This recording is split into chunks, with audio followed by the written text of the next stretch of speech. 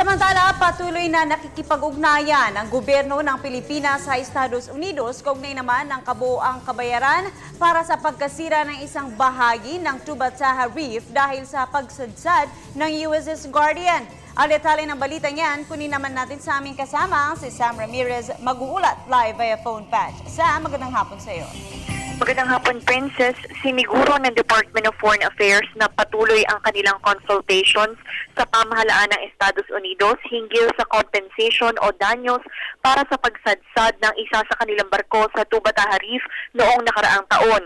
Ayon kay Assistant Secretary Charles Jose, tagapagsalita ng DFA, nasa consultation stage pa rin ang parehong panig hinggil sa kung magkano ang danyos na dapat bayaran ng Estados Unidos.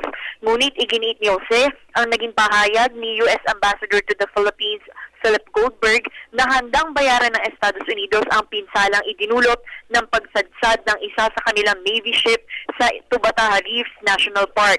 Matatanda ang Enero ng nakaraang taon nang sumadsad ang USS Guardian, isang US Navy ship sa Tubataha Reef sa Sulusi na naideklara bilang UNESCO World Heritage Site. Para sa Telebisyon ng Bayan, Sam Ramirez.